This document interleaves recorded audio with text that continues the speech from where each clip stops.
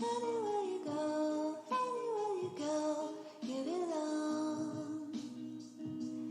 Anywhere you say, anywhere.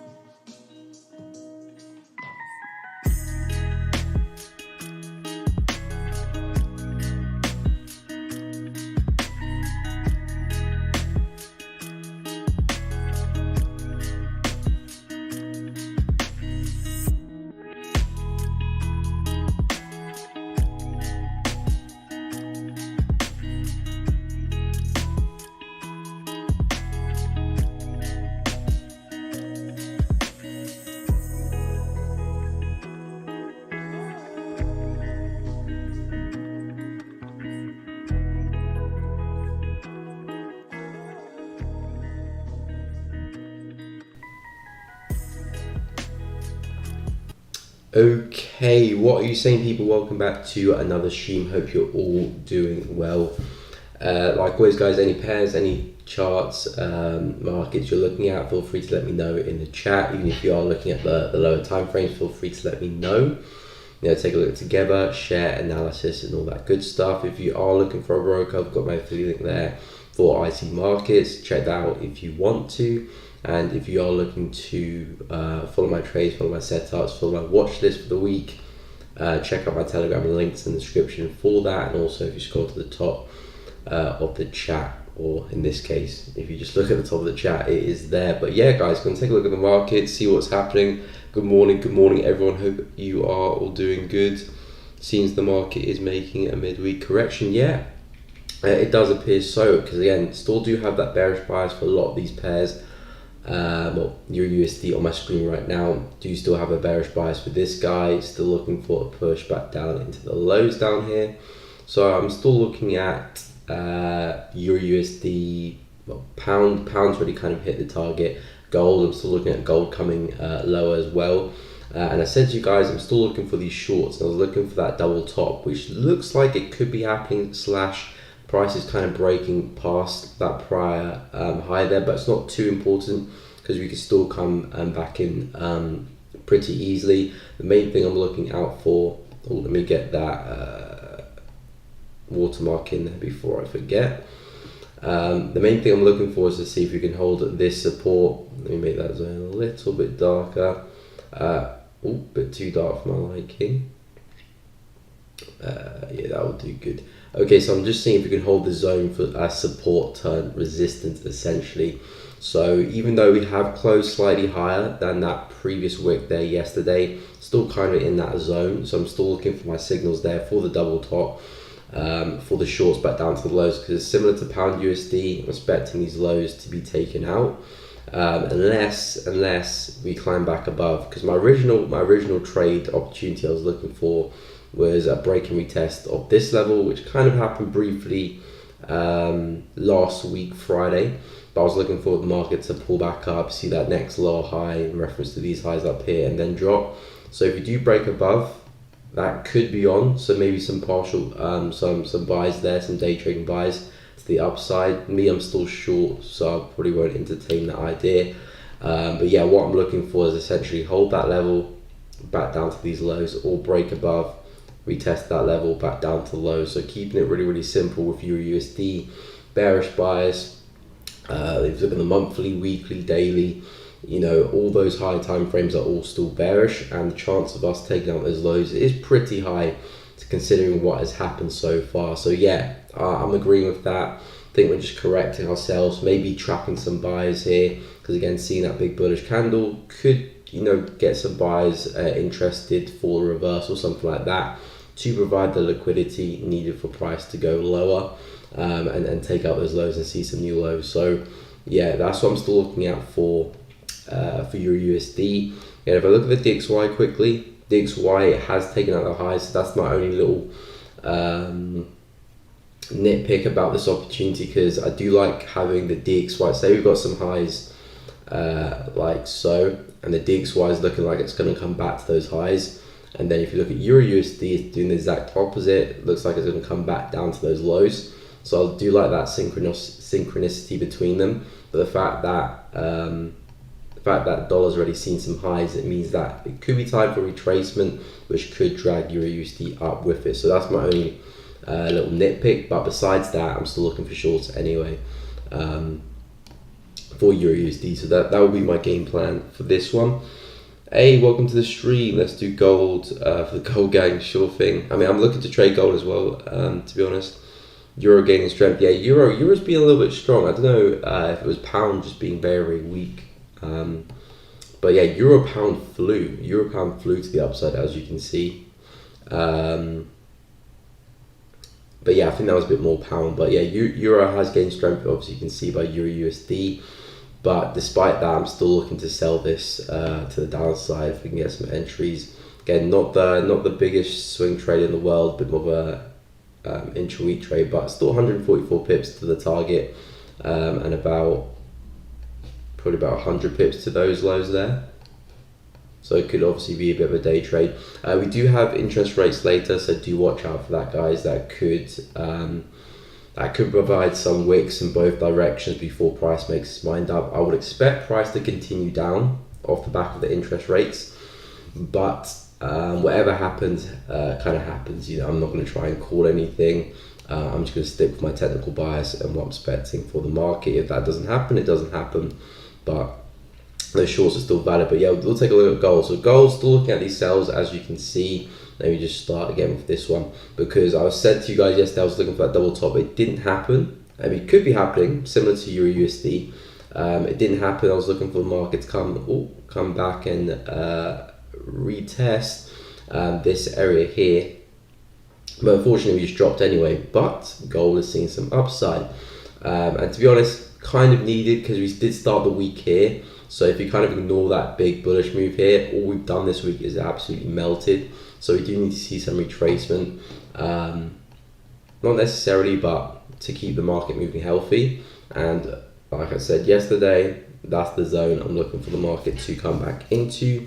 1795, 1790, back down there. So we've broken through these lows here for gold, and I'm still bearish on this one as long as we stay below these lows here. So I'm looking for a double top coming into this level here, and then yeah, gold to melt back down again. So yeah, gold for me still short bias as long as we stay below 1830. Still looking for shorts. It would be great if we could come up here. There's a chance we might form a lower high somewhere and drop. So maybe you want to look in the low time frames. But personally, I'll be looking for another test of 1830, 1, 2, 3, and then from there, basing my shorts stop loss above that high and targets back down at that 4H zone there with that big wick that gave us that move to the upside. So that's what I'll be looking for gold. Similar with Euro USD. Again, similar, if dollar does go up, then we would expect gold and Euro USD to fall anyway. But yeah, gold shorts, I'm still looking for 1830. If we can hold that, that'll be great. And then yeah, 1790, 1795 areas where I'm targeting. You can target 1800 to be fair, so really good, really big psychological level just above that zone. So 1800 could be a target as well. Usd Jpy, of course, we'll take a look at that. Yeah, so let me know what you guys are doing with gold as well. You're looking to short, looking to long.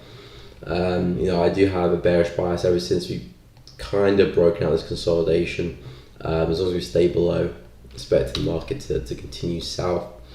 But yeah, we'll take a look at USD Jpy. So USD Jpy, we gained strength yesterday. We did not hold this level at all. The market kept forming those high lows, as you can see, 1, 2, 3. Didn't give us lower highs, which is so important, and which is why I keep saying to you guys, always wait for those lower highs or the higher lows. You know, when you're looking to short a bullish market and trying to short it, or a bearish market and trying to long it, because it's so easy to fall into the trap of seeing the candlestick patterns and entering trades based on them, and just see the market keep going higher. And you know, that's what a lot of people coming into the market in these areas here. And what they're doing essentially is providing liquidity for the market to keep in this uptrend. And again, you don't need to catch the top. You don't need to catch the top either. If USD Jpy does reverse, you know, there's a long way to go. There's a long way to go. So it doesn't matter if you catch the second level high, the third, or even the fourth. You know, so always wait for those little highs. So as you can see, yesterday we broke above, new highs formed. So you saw what, 135 taken out, almost got to 136, but now we're coming back into the zone here. So USD Jpy could actually have another push long again. We're broken through this resistance, now turn support. If we respect this area, I would not be surprised if we push back into highs again for USD Jpy, which is 135,590. If we do stay above this 134,500 zone with resistance, now turn support. This was the exact level that I was looking for the market to hold, but as resistance, but now we're trading above our support. So yeah, if we can hold that, more upside for USD Jpy. If we can get underneath, then maybe start to form some lower highs at the back of that, then we could look for those reversals. That would be a really nice pattern to form. But again, a lot more development is needed for that. But as of right now, still expecting more upside for USD Jpy.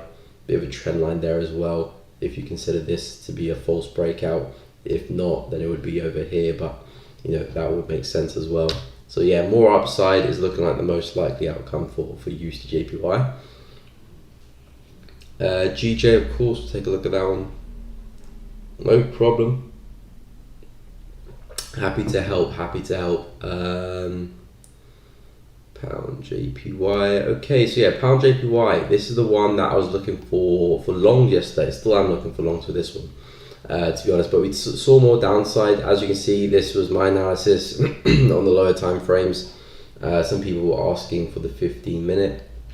So I was looking for more downside. Reason being, the trend was still down, so there was no point looking for any longs. Didn't quite see the retest of these levels here. I mean, maybe you can kind of consider us coming near it during the Asian session yesterday, then coming back down. But you know, essentially just looking to short the pair. I'm actually looking to long pound JPY, but on the lower time frames, it made more sense to look for shorts for the time being than long. So for me, for my analysis, what I said yesterday kind of still stands. If you can get back above that zone, price looks like it's reacting to that prior zone high here on the left at 161,800, which I would expect to give us some upside. But this is the key level here, 164, which is, if we do see some upside and we don't break through, you know, we're likely to melt back down again. So to get the real buys in, we need to break above. But if you're looking to day trade pound JPY, buys are looking like the best bet. Then we should get rid of those lower time frame levels, unless you guys want to take a look at the lower time frames. If you do, let me know. So yeah, 161, we'll call it 162 because 162 is just there. 162 is holding. If we see that maintaining and we can break through this local resistance just above us, I will be expecting pound JPY to move back into 164. And then, yeah, what happens at 164 will determine pound JPY's next probably big swing move. Whether we can break above that, then I think we can. Oh, that's the wrong tool. If we can break above that, then I think we'll probably recover and maybe see 166, 167 potentially.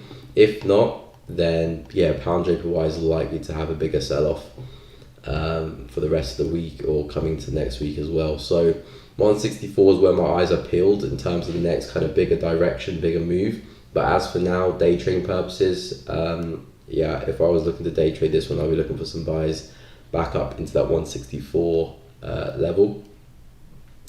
So yeah, that's my outlook on pound JPY. Again, a lot of these JPY pairs are coming to some nice areas where we could see some buyers coming back in, because remember, pound JPY is still, well, not just pound JPY, pretty much all JPY pairs, they're all still very, very bullish in the higher time frame. So don't let these huge bearish candles deceive you too much. And when they do come to areas of support, some people might be a little bit second guessing because they're seeing all those big strong candles and like, I don't want to go long against that. But it does definitely make sense to be looking to go long. But yeah, that's what my shorts will be focused on. 164 if we hold, and if you can break above 164, use that as support to go higher.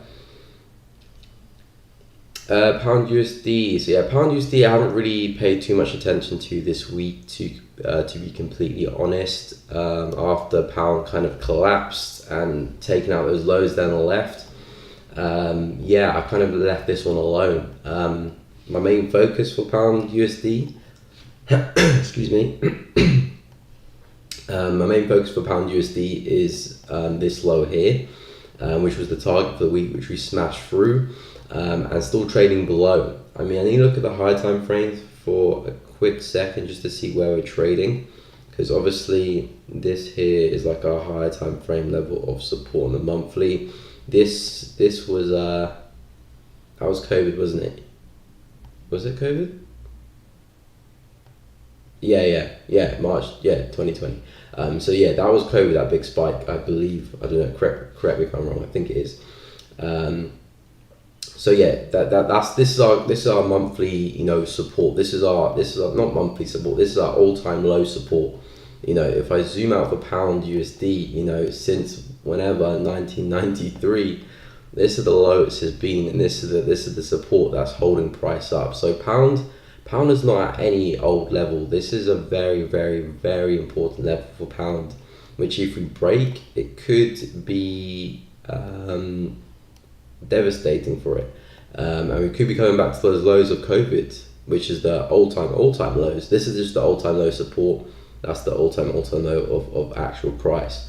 So if we break through this, we could be heading a lot lower. So that's why I'm not so keen on selling pound USD, even though we've broken through those lows on the daily, is because we're still trading at this area, and I wouldn't be surprised if we do see some upside off the back of this. It's a perfectly great place where you would expect to see some buyers coming back into the market. So that's why I'm kind of leaving pound USD alone, because I know what we're doing on the monthly. And just because we've broken this on the daily doesn't really entice me to short the pair anymore. I would have looked to short back here for the retest, but that never happened. And now we're trading back below that. So preferably what I want to see for pound is price to get back above this level, that prior low, use that as support, and then I'll look for some buys off the back of that. A little bit out of sync what I'm doing with the other dollar pairs, but because of what I'm seeing on this chart and the higher time frames, if I can get price back above that, that will mean that it's in sync with the higher time frames. So it's back, still holding that monthly support, now back above the daily low, daily support.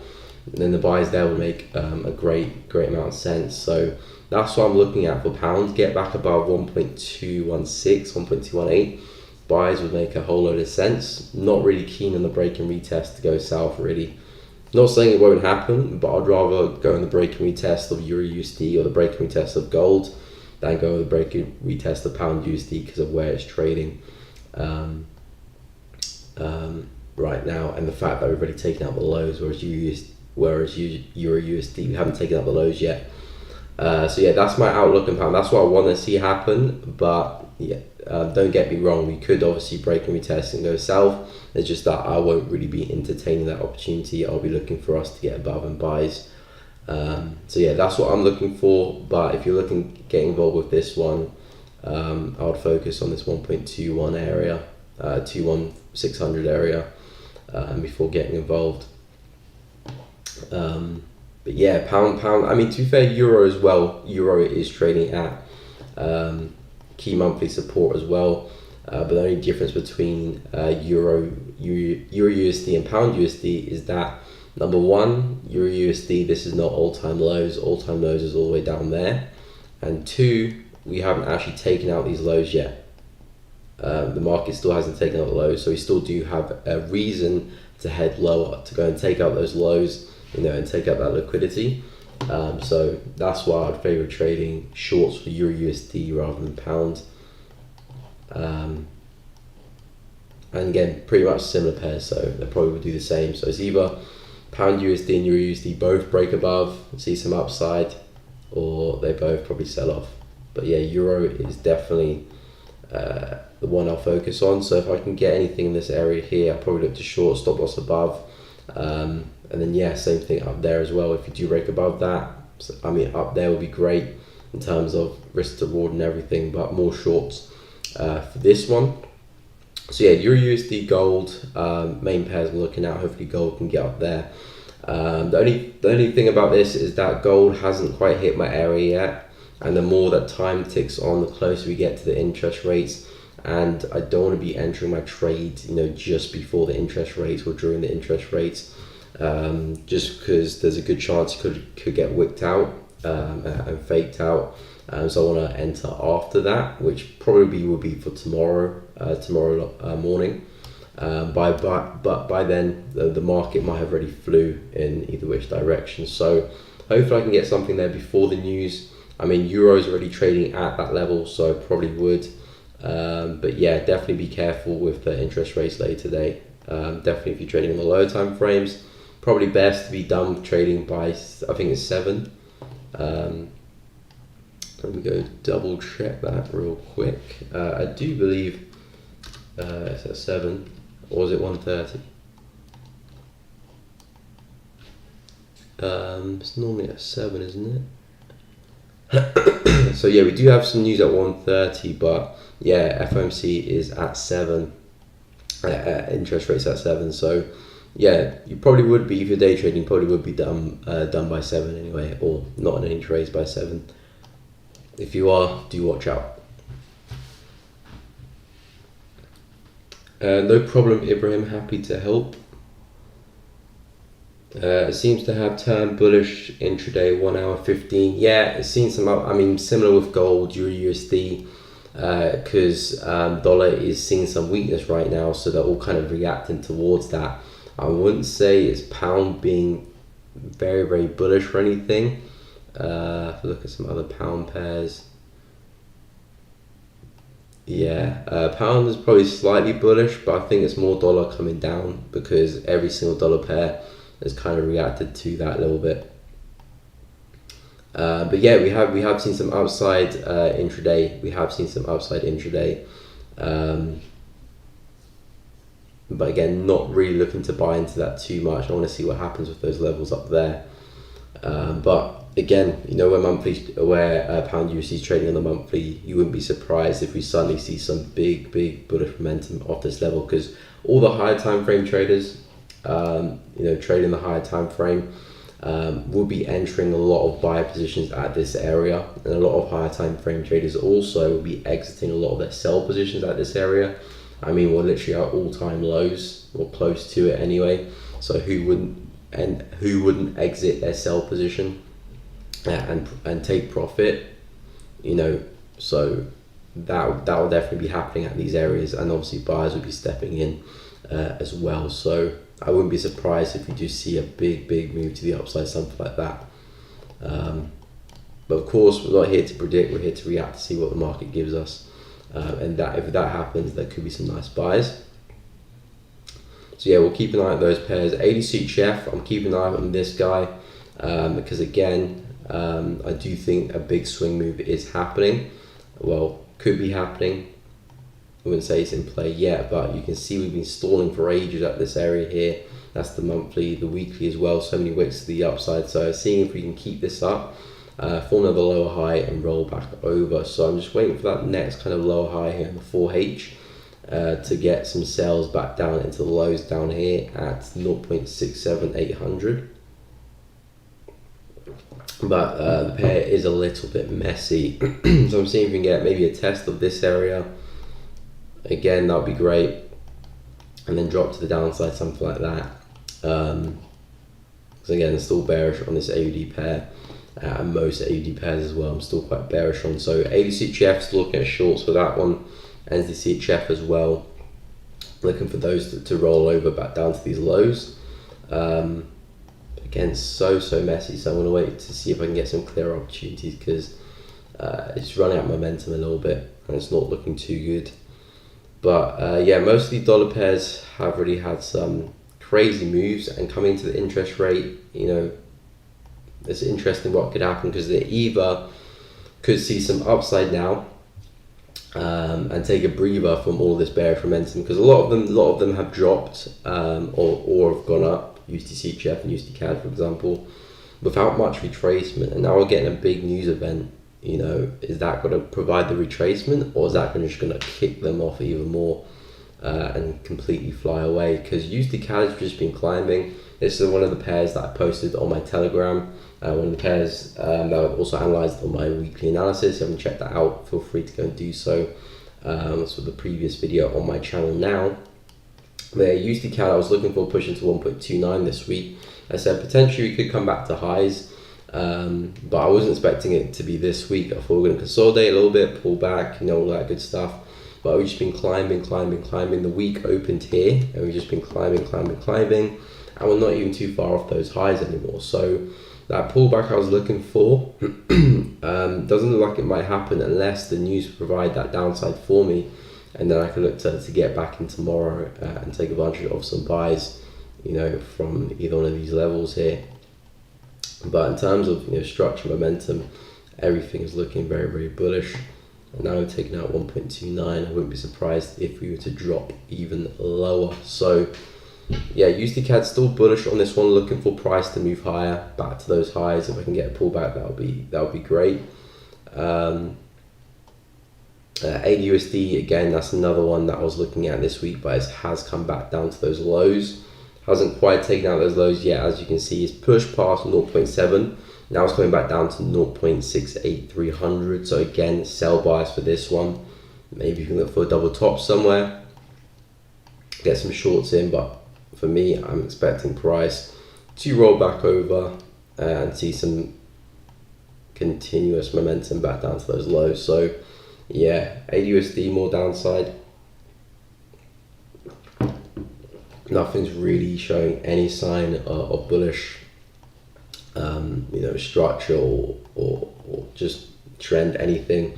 Look at the higher time frames, all pointing to the downside. So the probability of us taking out those lows is pretty high, and I would expect the market to continue head south, but not really focused on that pair either. So yeah, Euro USD, if I can get anything, you know, looking at something like this, that comes back close in 19 minutes, but if it closes like that, wouldn't be looking for any entries there. I'm essentially looking at something like that, targets down to those lows, then I might leave some to continue, because I know I'm in line with the higher time frames,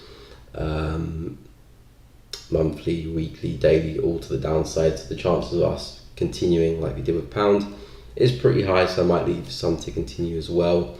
But yeah, essentially hold this level here. We'll look to get short for pound, for euro and gold. If we can hold that level up there, that would be great as well. Looking to short something like this. You get a nice candlestick entry on the 30 or the hourly time frame, depending on what type of price action I'm seeing, and then a push into those lows there. And again, similar to Euro USD, I might leave some to continue, because I'm expecting this here to be the next lower high, and after that, you know, you're expecting to see some new lows, so could see price push on further. But that's what I'm looking for there for gold and for euro, and I think those are probably the best pairs for me at the moment. Whereas pound JPY needs to see a little bit more happen there, and to be honest, it's kind of consolidating. But hey, on the lower time frames, a little break and retest of that range into 164 does look very, very promising.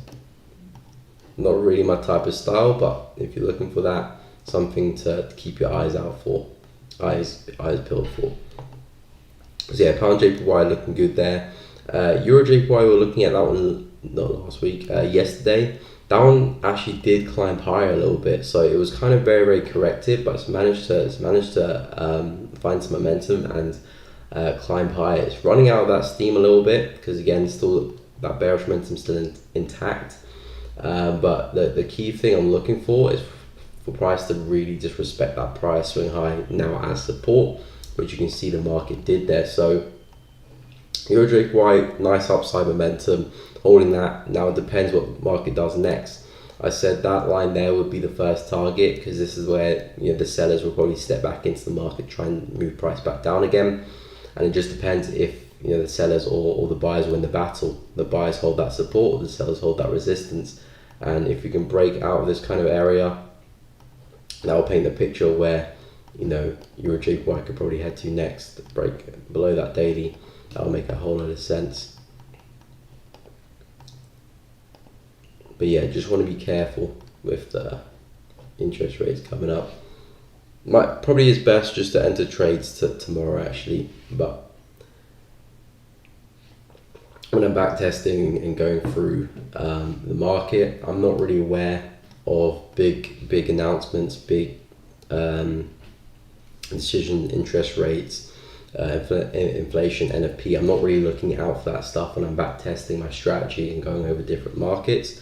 So theoretically, I shouldn't really look too much into news and the fundamentals and the events because I've already back tested my trading with the news and all of that in the past, and it hasn't really affected my trading.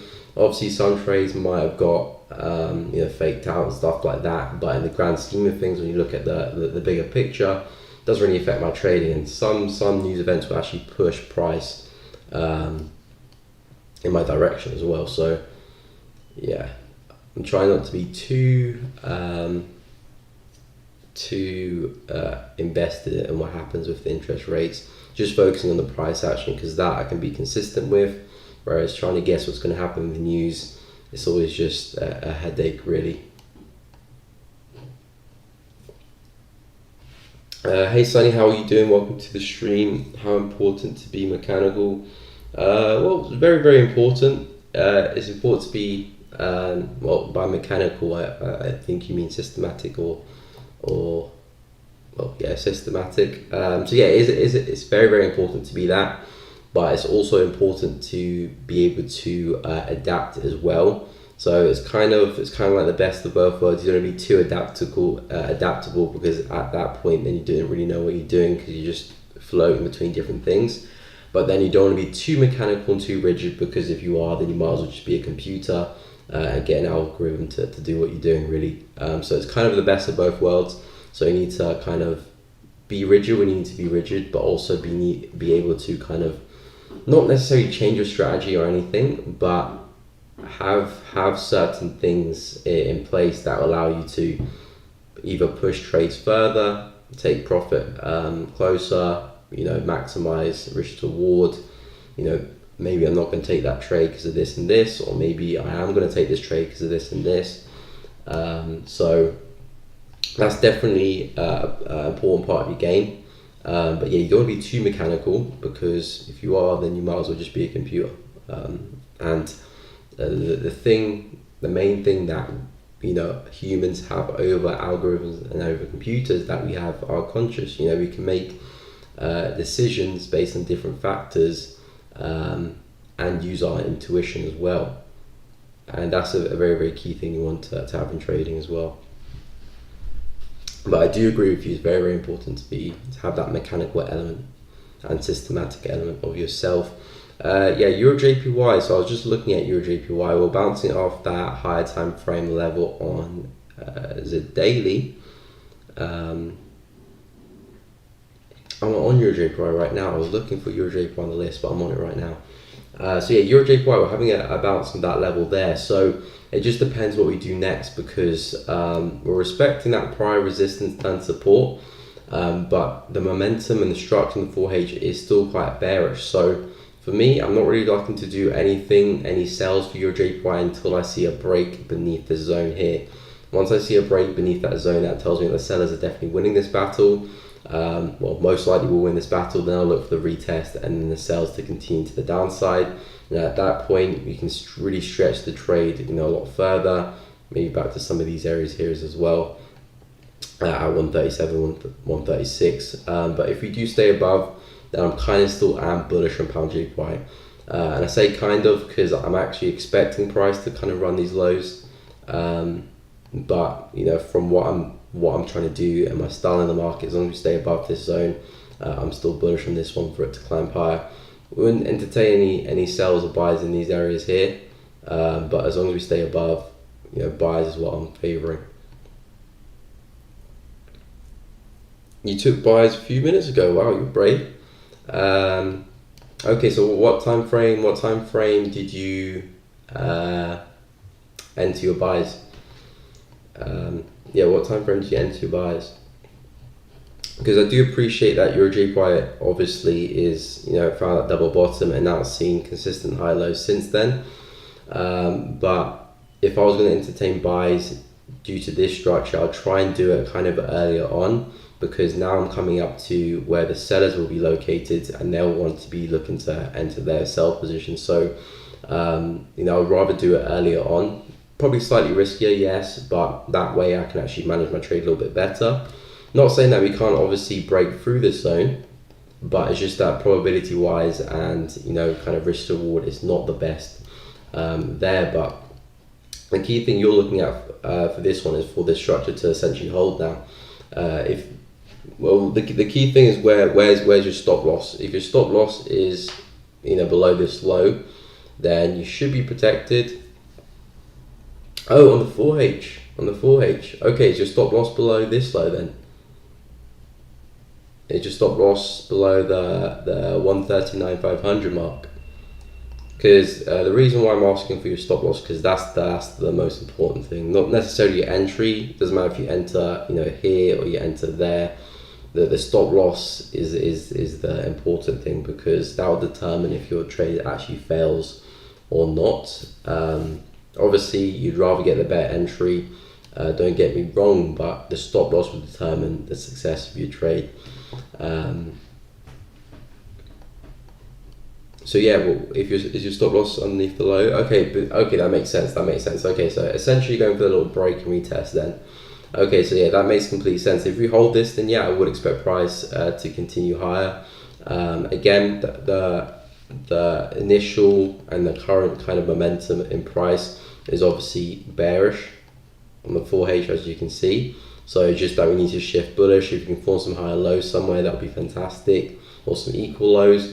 But yeah, as long as we can stay above that, like I said, I'm still bullish on this one, so I would expect price to move higher. If we do break through those lows and get underneath, then as I said as well, would be expecting price to go bearish and see some more downside. But yeah, I fully agree with that. As long as we stay above, I would expect price to go higher.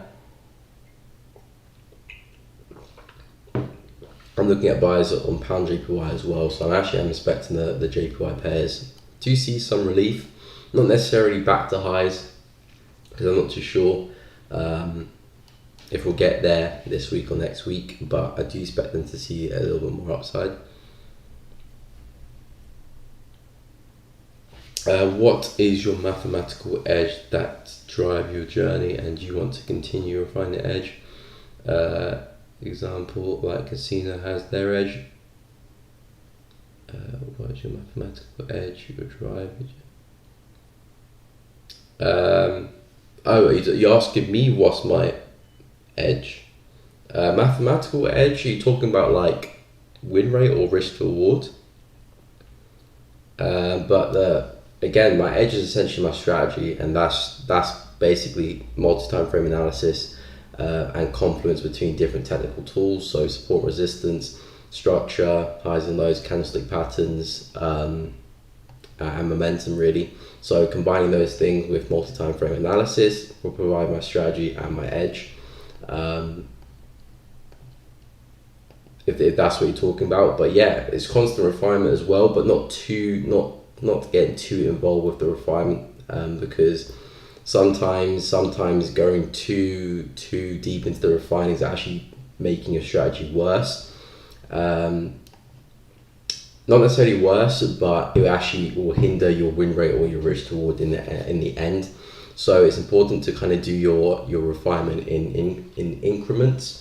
So, refine something first, see how that implements into your trading. Cool, if it works, then implement the next thing, then the next thing, then the next thing, rather than just trying to constantly refine, because then at the end of the day, you don't really have a strategy. You just keep refining, and you're not actually letting something actually play out. But my edge is basically technical analysis.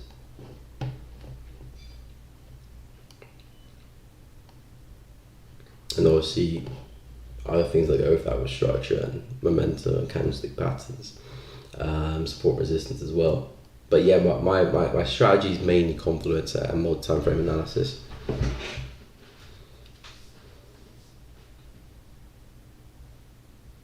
My stop loss is minimum 50 pips, max 60 pips. Okay.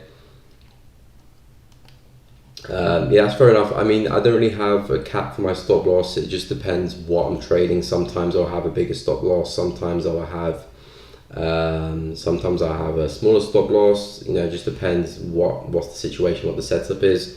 So I don't necessarily have a cap for my stop loss. Sometimes I could have like 30 pip stop losses. Sometimes I could have 90 pip stop loss.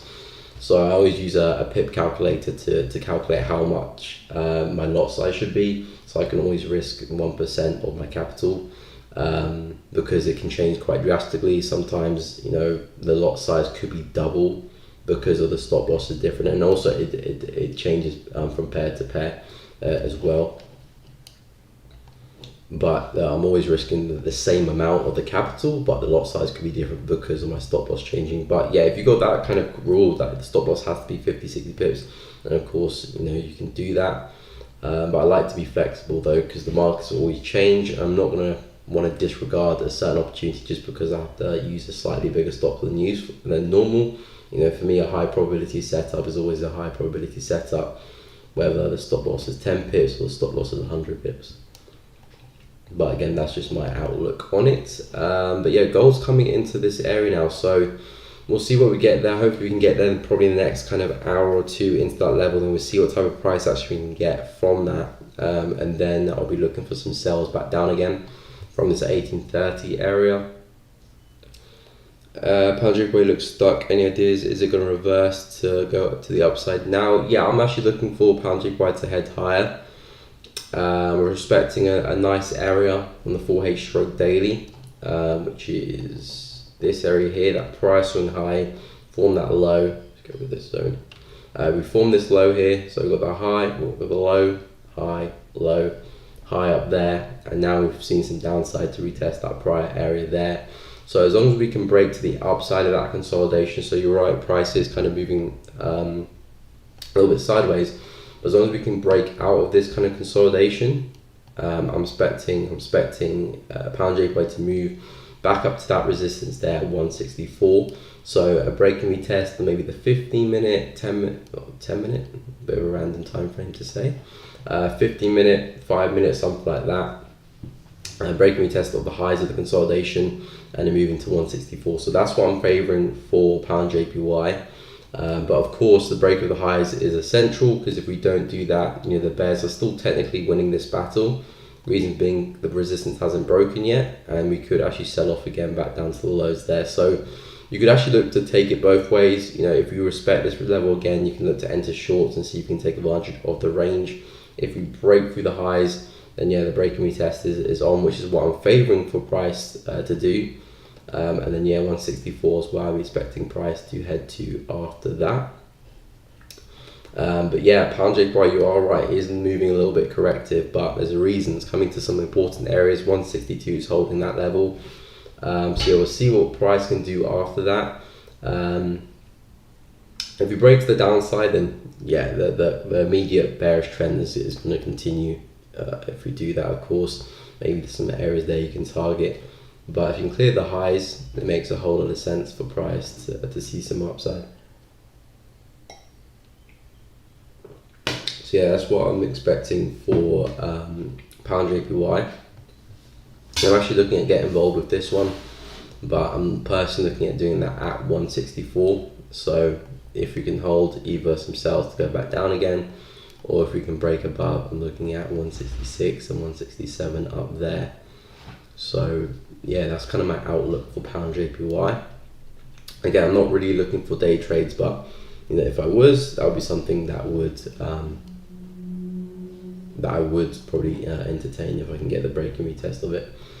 But yeah, pound JPY is moving a little bit shaky. Some other JPY pairs are kind of in that consolidation as well. This one is still moving down, but they're respecting that support. Oh no, I did not mean to set an alert. CHF JPY kind of moving sideways as well. Euro JPY, that's climbed up a little bit. USD Jpy. Oh, USD Jpy looks like it might be breaking through that resistance and support. See how that one closes, because if that can hold, that could be some nice longs. But if it breaks back below, I mean, it could creep a little bit lower, but not really looking to do anything off the back of that. If you can form some lower highs, then yeah. But yeah, we'll see if that can hold or not.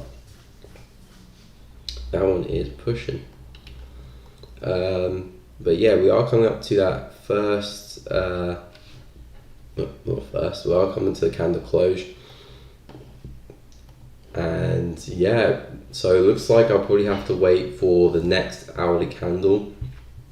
Because I'm looking at for entries for Euro USD, by the way, and for gold as well, for some shorts. So I'm looking at entries for these ones to climb lower. Gold has broken out this consolidation and looks like it's coming back to retest below the consolidation. So as long as we can hold that, I'm favouring that to happen to the downside. And same thing with Euro, but the only consolidation I'm talking about is the one on the left here, where we broke through there and then we've got the retest. And now if we can hold here, I'm expecting price to come back down. So exactly the same thing. So yeah, I'm looking at shorts, but this hourly candle is about to close, and yeah, no trade off the back of that. And even, you know, we could still actually head higher, which is why I've highlighted the zone up there, which is if we come up to there, again, still looking for the same idea, shorts back down again. So yeah, if Euro USD does break the zone, still do have a short bias, obviously, because of what happens in the higher time frames. But my new area of interest will be up there. And in fact, if we do have a break and retest, there should give you some nice buys to be had with Euro there.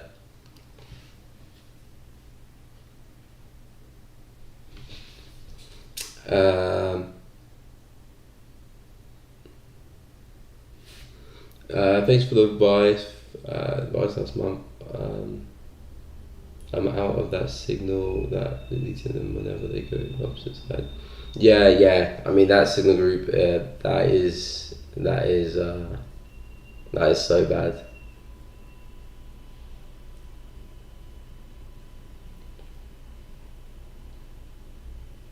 Yeah, I mean, that's what we need, really. That's what you need. You need to follow the trend. I mean, the trend is your bias. The trend is your friend. I know that's so cliche, but it's so true. It's so true at the end of the day. And definitely, just understanding the trend alone, or the direction of the trend, kind of eradicates so much, kind of fear and kind of, anxiety or anything like that. Because as long as the trend is down, you're selling. As long as the trend is up, you're buying. So it keeps that very, very simple. Then all your job is just to find levels in the market where you can base some trades from. That's essentially it, really. But yeah, you don't want to be in a signal group where he's or her is deleting trades when they don't work, because obviously that just means that they just don't know what they're doing. If it works, then they're going to keep it there. If it fails, I'm going to delete it. Especially if you have to pay money as well to actually access that group chat. That's just a big kind of scam, really, in my opinion. Anyway, I don't know. They could be successful traders, but I know for sure that if they are, they wouldn't be deleting failed trades.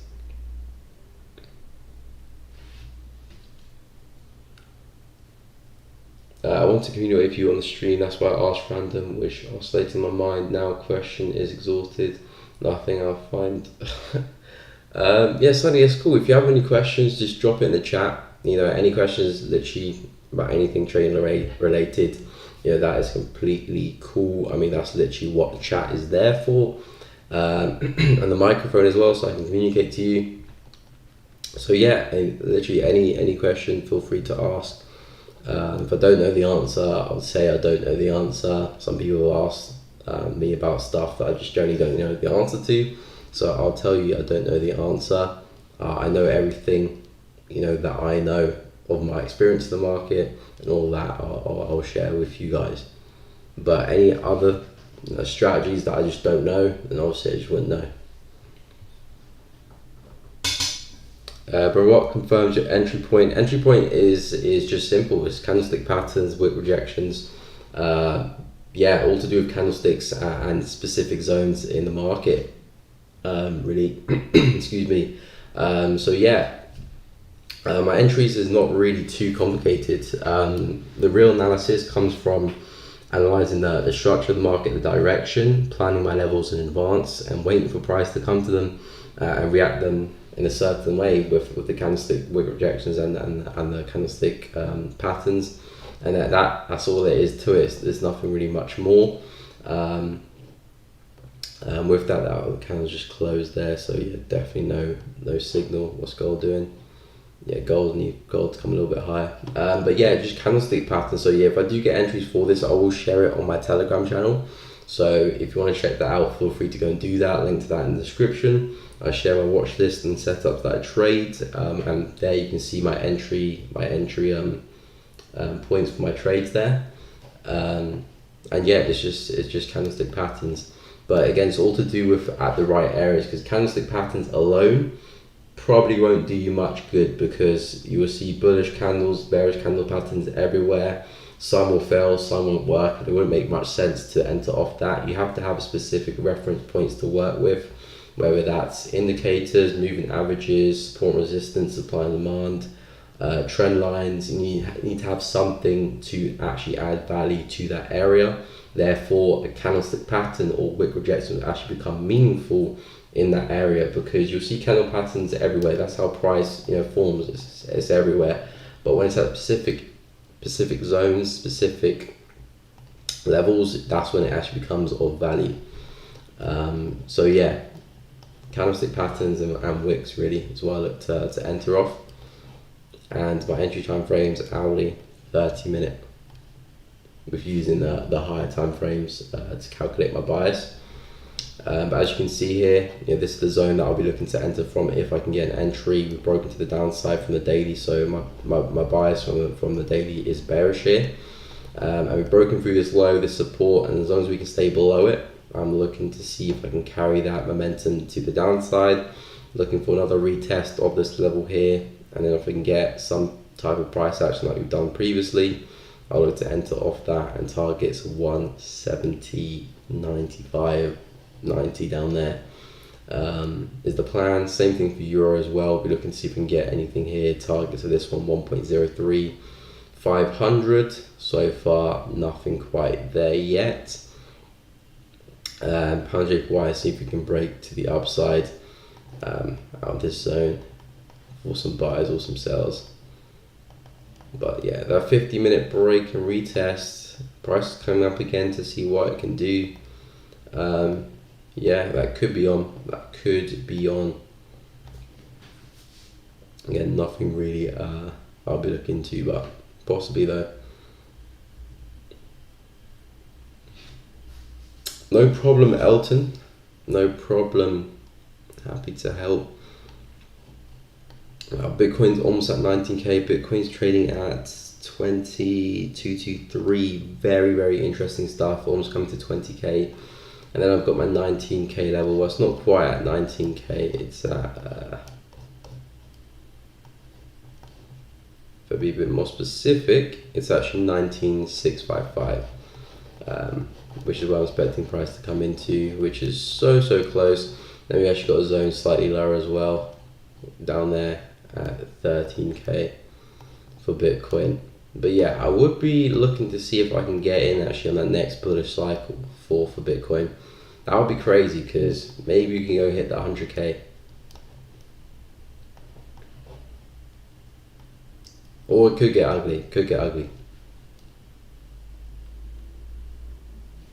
now just hold 4 hours these days on your stream and listening to you piece and asking almost nothing. Sorry for that, I don't communicate more and more, but whenever I can I will. No problem, Sonny, mate. You're not obligated to communicate at all. I mean, obviously if you want to communicate, that would be great, but yeah, if you just want to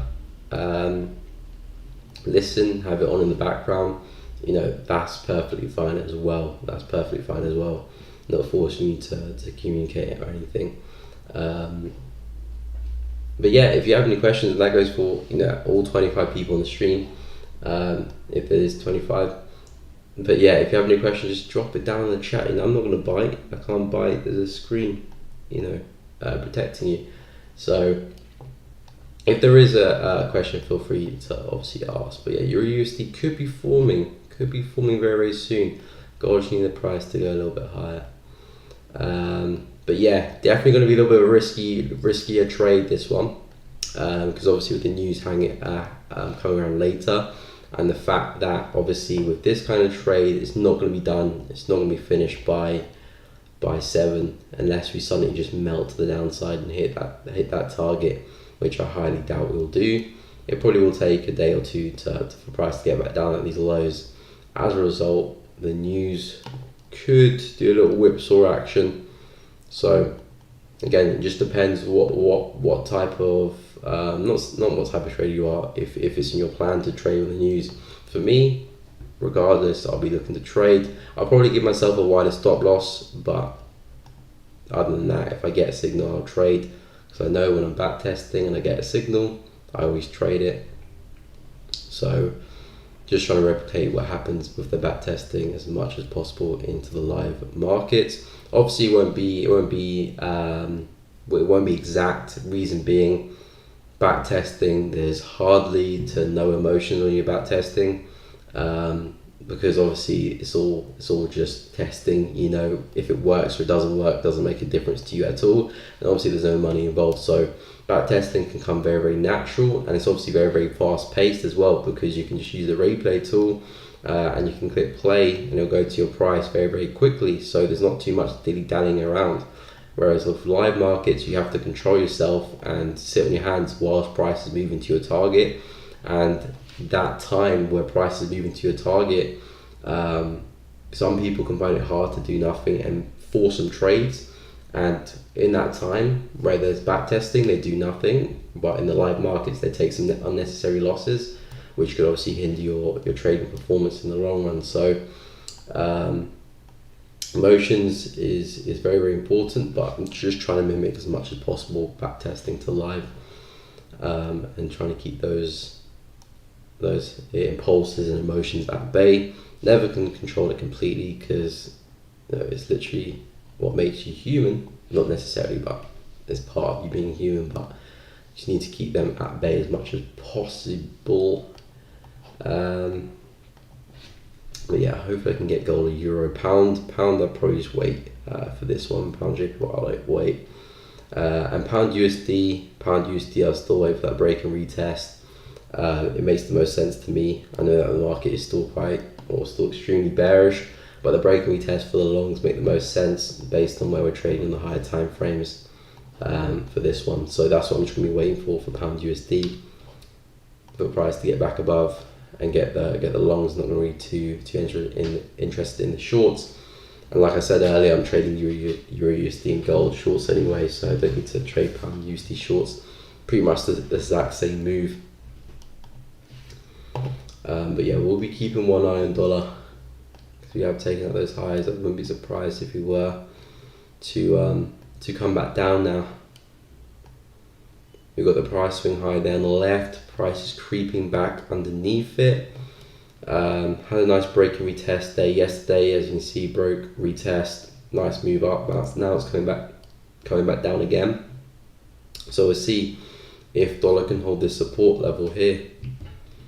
Can we? Let me just make that darker. Can we hold that support, or do we come back down and break through?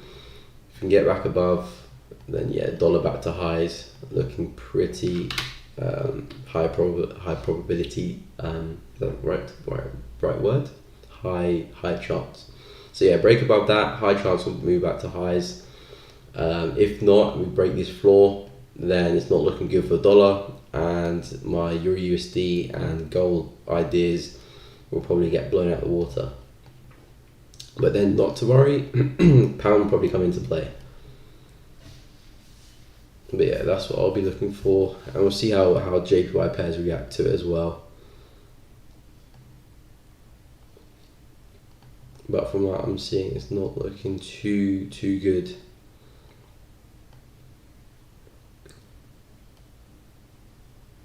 Yeah, I'm going to keep an eye on AUD CHF and NVD CHF as well.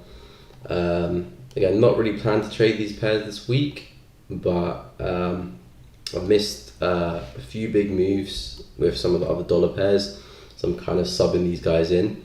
I missed AUD last week. That was a mistake from my behalf. I missed a great swing there. So yeah, a little bit disappointed with that, but there's always abundance in the markets. The next opportunity is always around the corner. But yeah, I'm going to be kind of subbing an AUD CHF off the back of that. Kind of the same opportunity I'm looking for, which is a move back down to the low. So that next swing, I'm still anticipating this to be a pullback. Obviously, it could break structure and go higher, but I'm not really too interested in that anyway.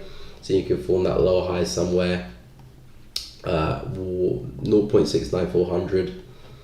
And then I'll be looking for some sells up here for that same move.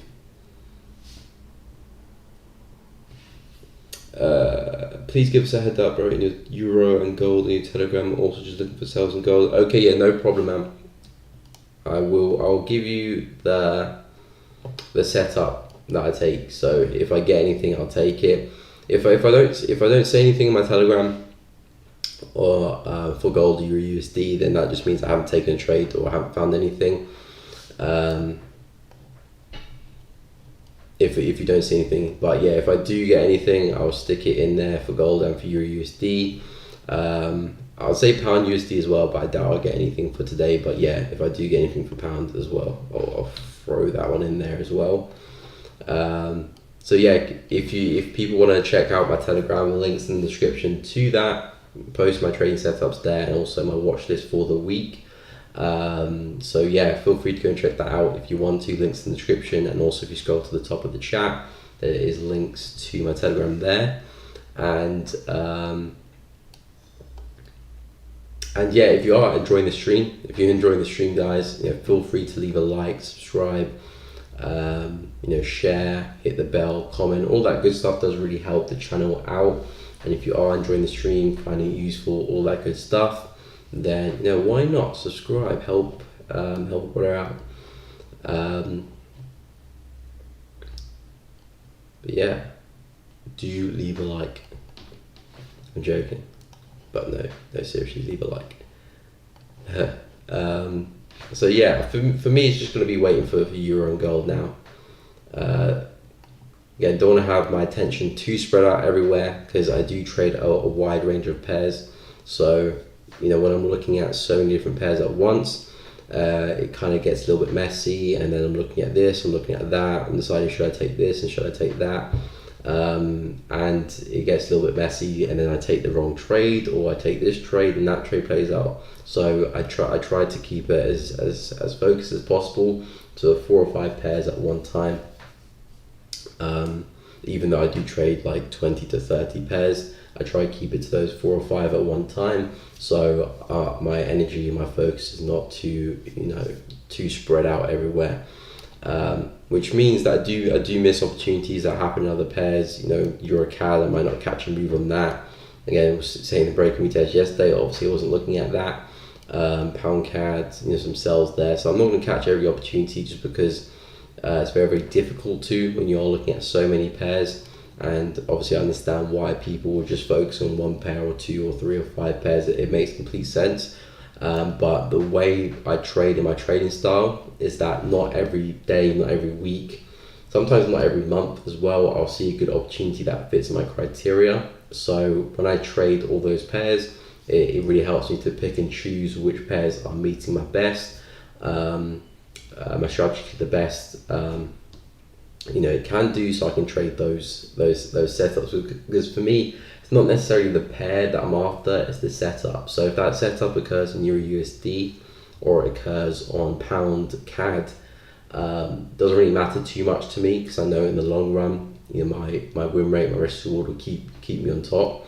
So I'm not really too bothered if I take the trade on pound CAD and Euro USD. I'm just trying to see which is the best setup there is, which is why I look at so many pairs. But then at the same time, I narrow it down as well, because it just gets a bit too hectic in there.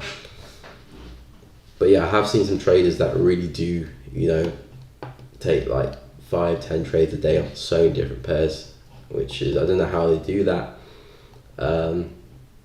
Kudos to them, but that's definitely something that hinders my trading rather than helps it.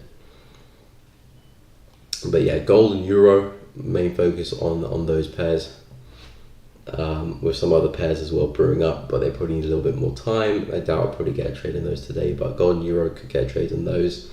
Are you looking for shorts at 1830 as well, or are you looking to get involved a little bit if things change? Because right now gold is still moving high. This is the 50-minute. Gold is still creating those higher highs and higher lows, and that's really my entry level. I made the mistake last week for AUD/USD with the shorts that I missed, and price didn't quite come into my level there. As you can see, that was my signal to get involved, and it didn't quite come into my level, so I didn't enter the trade, even though I missed it probably by like 2 pips. But in hindsight, I should have just entered the trade, and if it did, go back further and suffer some drawdowns, not the end of the world. I should have entered that trade. So if gold does come, very, very close, not quite tap into 1830, and if I do get the signal, that's the important thing. If I do get the signal, then of course I'll look to enter the trade. That was definitely my mistake for AUD/USD last week. I told myself that one missed trade will not take me to heaven. Here always something to do regularly and keep records, your memories of the past, learn and move until end of breath. Wow, really dropping some gems there, Sonny, really dropping some gems. There's some deeper ones there. One trade will not take you to heaven. Not even one loss either, so not even 10 wins, anything. That's a really deeper comment there. It's definitely the journey, and one loss, one win, one break even, whatever, will not define your trading career. So don't beat yourself up if you do lose a trade or lose 2 or 3 trades in a row, because even the best traders in the world, even the best trader in the world, I don't know who that is, but whoever that is definitely lost 2-3 trades in a row, and probably still does do that occasionally, even being the best trader in the world. So you losing 2 or 3, especially if you're a beginner, if you look at it as the bigger picture, it doesn't really mean anything. Really. So, and same with 3 wins in a row. Same with 3 wins.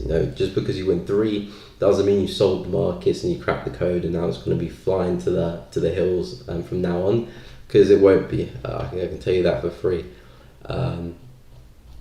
But it's definitely the repetitive process of getting those wins, taking a few losses, wins, a few losses, and slowly coming up the ladder, and taking those kind of fluctuations of the market. Yes, we're looking at 18. Okay, so you're looking at the same levels for gold. Sell aligns with the 0.32 fib. Okay. I did not do that. Again, don't really use the fib too much because it already kind of coincides with my levels. But I had no idea. But hey, that's just extra confidence for me, so wicked. But yeah, 1830, that's my area of interest as well. These are the highs that prices really struggle this week. So as long as we can hold that shorts, are your targets the same? Are you still looking for price to come down into the 1800, 1790 area, or are you just looking for the low of the week, which is this level here? Because I'm suspecting you probably enter your trades maybe the low time frames, maybe 15-minute. So yeah, what targets you looking for? Are you looking for the lows down there or the lows here? Or are you just looking for a quick amount of pips? I'll be looking for the full kind of swing back into that support if I can get that, of course. And do you only trade gold then? So do you only trade gold?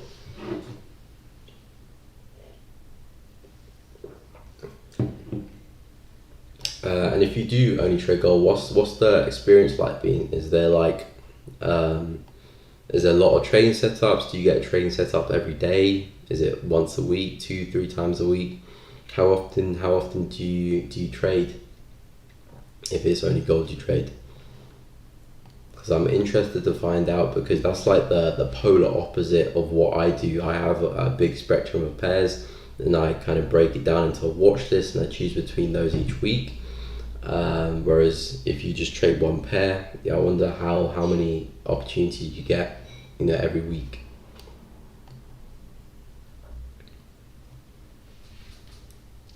EURUSD, of course, we'll get onto that. Yes, I only trade gold. Yeah. So how is that? How many opportunities do you get a week?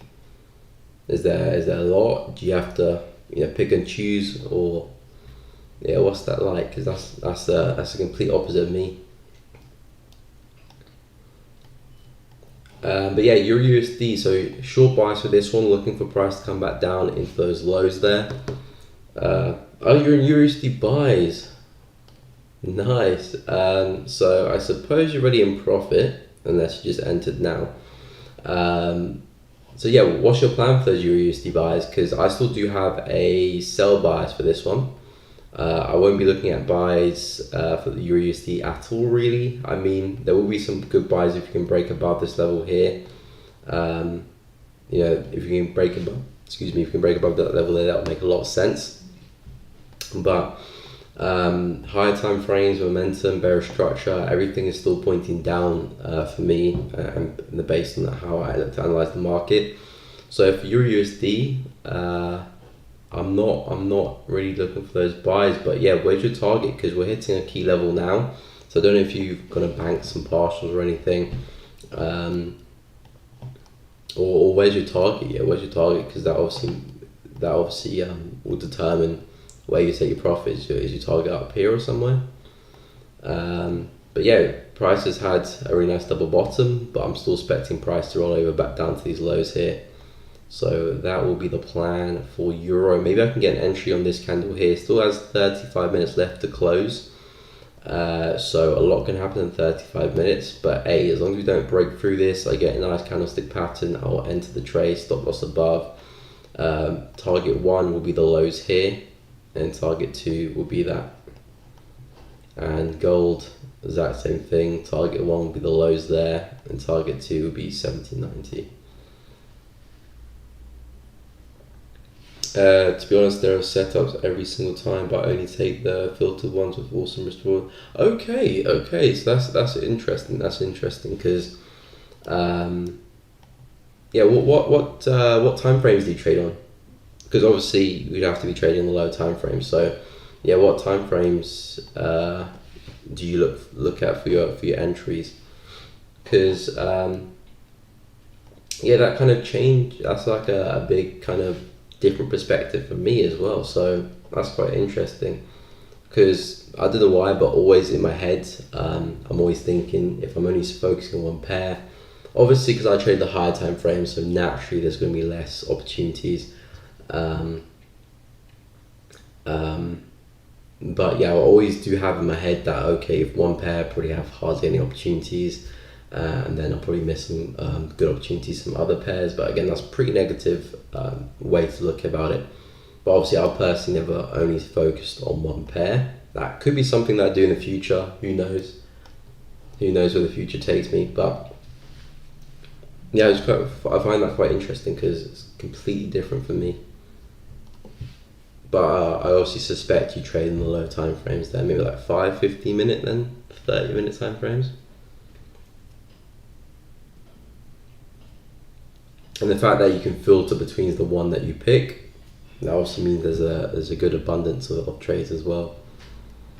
But yeah, I respect that because obviously that allows you to focus on the pair a lot more, and you can come a little bit more personal with the pair, with the timings of when it moves and stuff, which is not something that I look at too much because obviously I look at a wide range of pairs, but that's something that you could add a lot into your game really by focusing on one or two pairs. So yeah, I do respect that.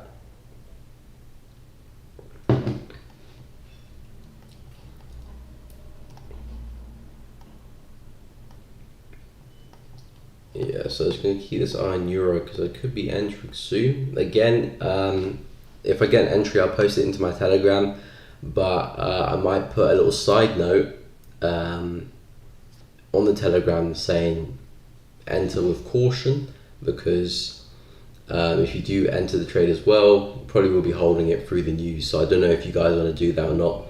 I know some of you guys, adrenaline junkies, will be loving that. I want to see what happens with the news. Probably trade with no stop loss as well. So yeah, I'll probably put a little side note there, because obviously the news could fail the trade, or it could just push price in our direction. We'll find out.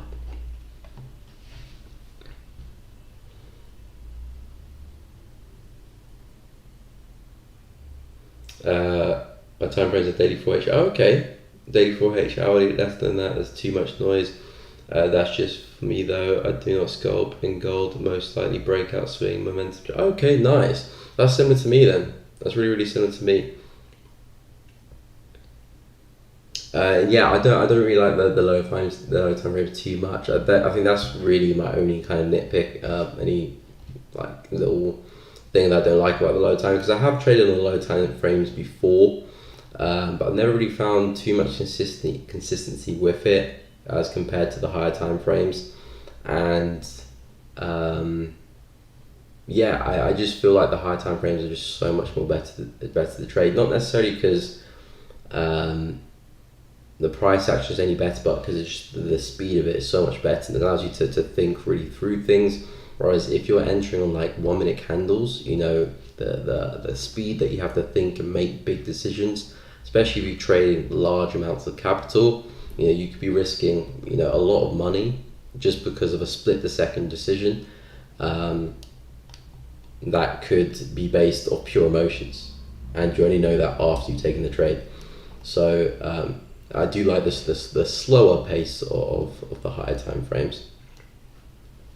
But yeah, lower time frames, I do understand that if you can really master them, they can allow you to really maximize risk to rewards of biases that you might have in the higher time frames. Because if you can like scalp or day trade into some positions and then hold it through, you know, a number of days, then you can really maximize some big risk to rewards, which is kind of like the goal really, because, you know, 1% risk is always going to be 1% risk, but then if you have a 1 to 3 target, that's only going to be 3%. If you have a 1 to 8 target, that's 8%. You risk 1% to get 3%, and then you risk 1% to get 8%. So you're still risking the same thing. The return on that investment is just much greater. The investment is still the same though. So yeah, that's kind of like the goal. But there's obviously a certain extent that you want to get into that, because sometimes it's a little bit too much work. Going deeper, well, you might as well just keep it a little bit simple. But yeah, for me, kind of hourly above is my kind of working range. But yeah, I like that. But yeah, Euro USD and gold long we looking at. Have you ever thought about adding another pair to that, or you're just gonna stick with gold? Don't you ever experience like some emotions like, oh, I'm missing out on opportunities on like Euro USD or Pound USD or something like that? Do you ever get that kind of missing out thing, especially on my stream as well? Because I do see you on my stream a fair bit, and I do analyze a lot of different pairs.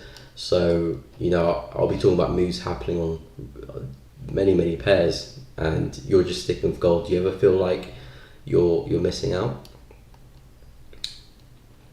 Because I know if I was to focus on one pair now, that would definitely be an emotional part. That would definitely be an emotional element if I was focusing on one pair that I would have to get over. Yes, I do a DJ. Yeah. I mean, but again, that's going to be that's just going to be a part of it. But I respect that, because obviously it does take a lot of discipline to kind of put that emotion to one side, and then focus on what you're doing with that pair.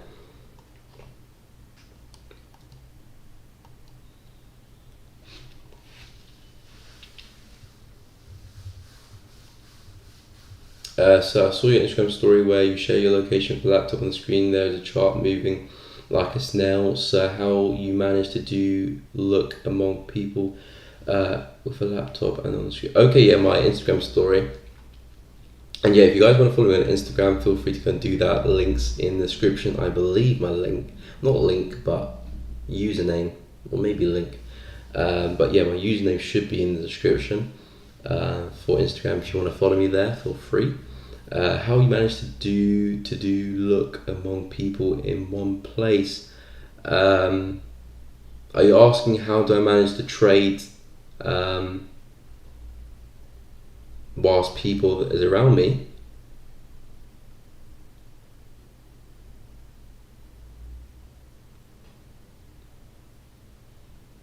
There's a chart moving like snail. Are you saying the chart is moving slow? How you managed to do look among in one place? No. So are you asking how do I manage to trade in open place? Well, simply how I trade in closed places. Really, it's the same. But yeah, I do go and trade in different places, because obviously trading allows me to do that, and secondly, it's good to get out of the house and obviously trade in different locations to give yourself a little bit of a breather of the same kind of screen and the same kind of settings. So yeah, I do like trading in like cafes and stuff.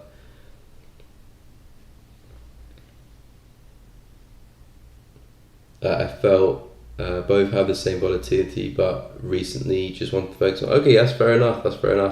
I mean, if you focus on one master, that you can really get, like I said, really in tune with the timings of when price moves as well, and you can base things around that. So yeah, there's definitely a lot of pros just to focus on one pair. And again, everyone's different. Some people want one pair, some people are focusing on 30 like me. So yeah, everyone's different, and you all got to just play to those strengths. I felt lack or nervous among people opening and looking at chart. Why would you feel nervous? People looking at your chart. There's nothing to be nervous about. Well, I suppose there is, because obviously you're nervous, but it's I don't know. Because I feel like when you're trading, you're just focusing on the chart and you just got your laptop up there. I mean, the cafes that I go to, there's a lot of people there. There's other people on their laptops. There's people speaking to each other.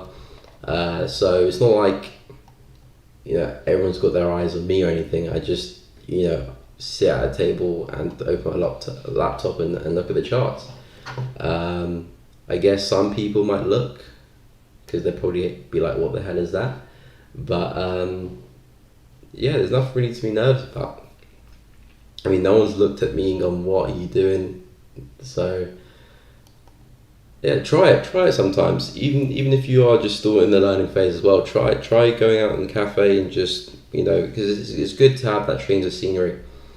It's good to have the change of scenery. Yeah, I do recommend to try it. But yeah, there's nothing really to be nervous about. No one's really looking at you or anything. Everyone's got their own problems and their own situations they're dealing with, and the people they're talking to. They're not really worried about someone looking at charts in the cafe, believe me. Especially in London anyway. But yeah, Euro USD pulling back a little bit there, and we'll see what we can get. Then gold, yes, looking that one coming a little bit higher. But yeah, I'm not really doing anything with pound JPY. To be fair, that's just a 15-minute lower time frame opportunity, and I've kind of mapped out my main interest will be 164 up here, and that's where I'll look to get involved with pound JPY if we can hold or break above. Then I'll look for trades based on that. But yeah, looking good. I think there could be some nice movements coming again this week. I mean, we already had some nice moves, but I do think we'll see some more, especially with the interest rates coming out later. I think we could see a bit of whipsaw in both directions, and then price will probably pick one direction and just go maybe for the rest of the week or something like that.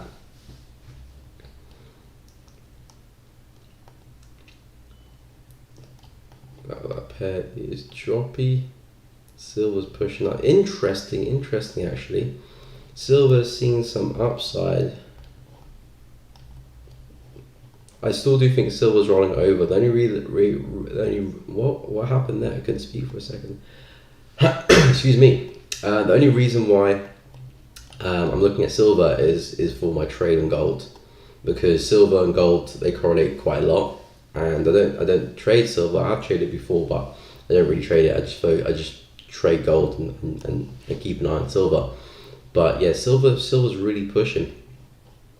I want to see what happens with silver at this level here, because that was the pricing low, now turned resistance. So if you can hold that, I do think we can roll over, because silver recently has died. It's really melted, this one, and I think we could even go further, because we've broken through this support here, which price was holding, well, first created over there, then it was holding through that range. Now it's broken underneath, so I do think silver can drop further.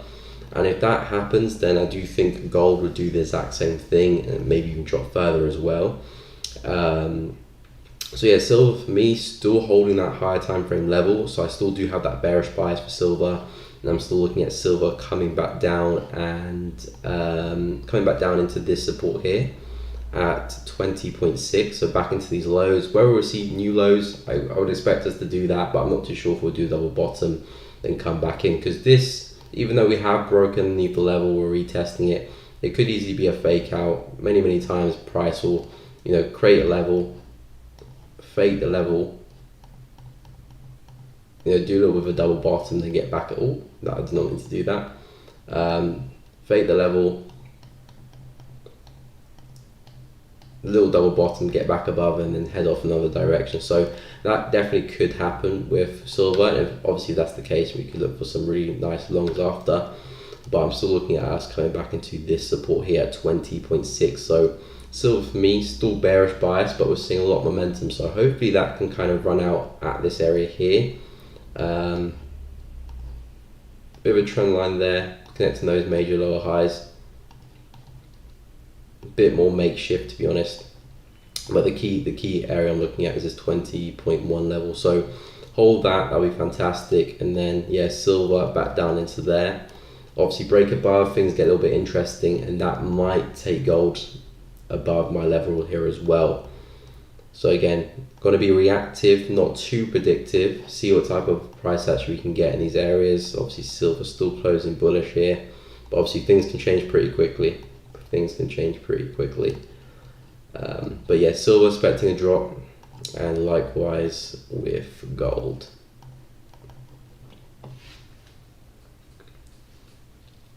Hey Trent, how you doing, man? Euro AUD, of course, and Euro JPY, no problemo. We'll get onto that. Once I'm looking at chart on mobile phone in marriage among hundreds of people, including my friends, some neighbour. Felt weird, my face and my eye doing HM and still harmonic motion. I lack complete focus. Okay, if that's the case, then Sonny, then probably best to stick to your bedroom or wherever you trade without people at the moment. Maybe when you get a bit more confidence, then you can start trading in the public. But yeah, there's nothing really to fear. I mean, if they aren't actually your friend, you try and just support you in any which way. Obviously, you'd probably be interested to find out what you're doing, but if he is your friend, he will just support you and just trade along. But yeah, if that's the case, then yeah, probably stick to your bedroom for now or wherever. And then when you get more confidence and a bit more further in your journey, then yeah, you can go explore the outdoors and wedding ceremonies. But yeah, we'll take a look at your AUD. So yeah, your AUD, wow, interesting. If you fail to break through this high here, which is looking likely, I would expect to see your AUD take a little bit of a dive. Not necessarily back down to lows, but we could see some downside, maybe into this high up here, because this is the previous high there on the left. So 1.505 makes a lot of sense, maybe a little bit lower if we're lucky, but this is definitely an important level because this is where the market formed that high, lower high, low, well, high actually, sorry, lower low, and then it's back at that same high, and we're failing to break through. You can see those 4H closes. So yeah, with this one, as long as we don't break through 1.516, I would expect us to take a bit of a dive to the downside into this area here, and maybe we can go further, but we'll play it level by level, step by step. No need to have too much of a a big prediction, but a push into this area looks likely. So it's either we're going to probably just roll over now, or you might see a bit more upside, find that lower high again, and then roll back over. Break above this level here, then that will change my bias, and we'll probably come into these highs here, but only if we break above, which is 1.5, if I make that darker, 1.5600. But yeah, for now, you can see that big wick down the 4H. Yeah, momentum died, so I would expect us to drop back into 1.50500 here. So yeah, your AUD, stay below this, back down here is looking likely, maybe further, some areas you can map out as well. But yeah, Euro AUD more downside. And Euro JPY.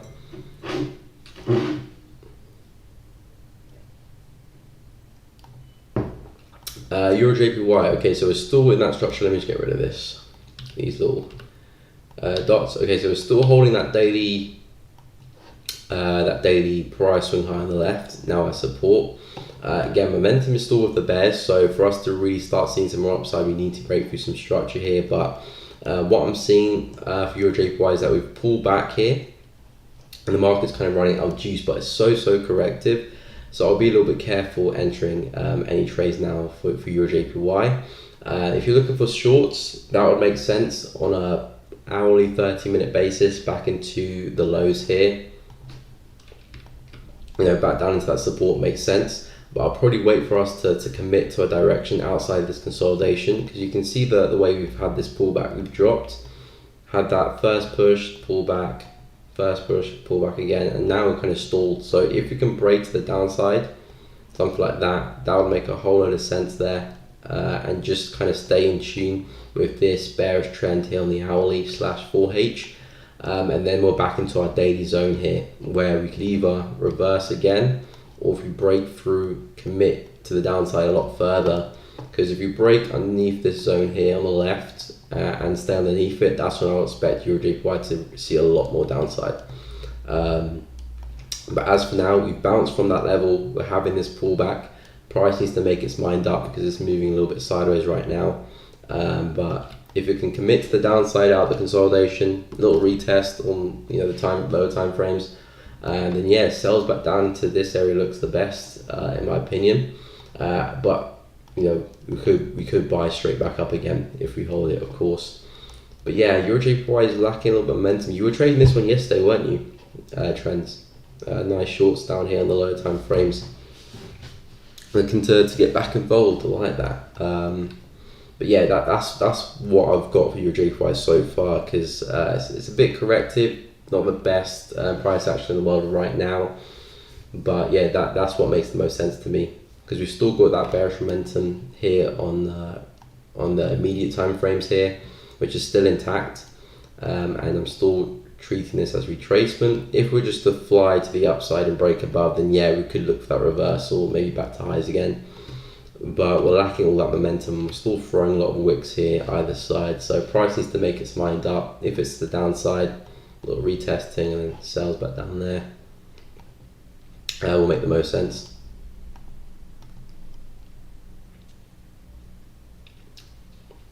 So will trading will last for the upcoming 50 to 60 years? Yeah, I would expect it to.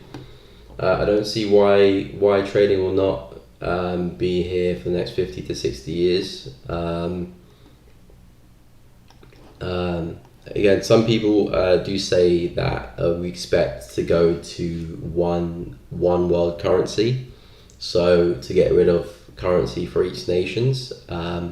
So maybe on that aspect, Forex could change. I don't think that would change completely though. I think there probably always will be pounds, dollars, euros, yen. I think all of that will still be around, maybe not to the scale as it is now. Maybe a single currency could come and be the dominant currency, but I do think other currencies still be available to buy and trade with. So I think Forex from that aspect will still be around, but even stocks, indices, I think crypto will be here to stay for the long run as well. That would definitely be something to trade, and when that gets a bit more participants in the market, and it starts to get a little bit more regulated, then maybe crypto could be a good instrument to trade as well in the future. And you've got commodities, gold, silver, oil. So yeah, I think trading will definitely be around for the next 50 to 60 years, maybe even a lot longer than that. I don't see why it wouldn't be. There's nothing that is telling me that it will be going anytime soon. Obviously things can change, but from what I can see, yeah, 100%.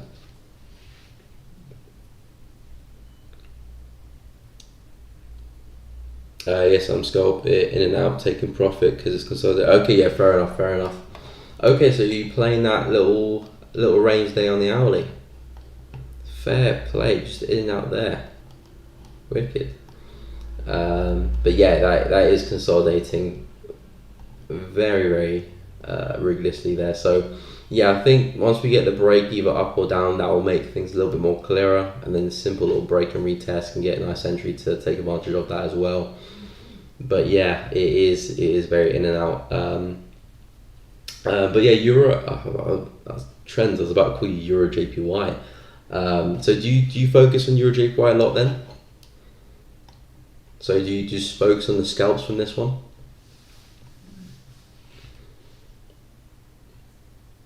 Hello Paul, welcome to the stream. Can I check UK 100? Of course, no problemo. Looking for shorts from Euro AUD on 30 minutes time frame. Okay, yeah, that makes sense. So yeah, Euro AUD, I would expect this one to drop into that zone there. So yeah, if you can come up with another retest, that'd be good to get some more entries to the downside. But yeah, this one makes a whole lot of sense. I'm not too sure how far it can go. That level there makes a lot of sense. It might go further, but it doesn't really. There's no real area that I would say that price is likely to go other than this level. So yeah, shorts do look good for Euro AUD. Wow, it's so hot in here. I should have opened the window.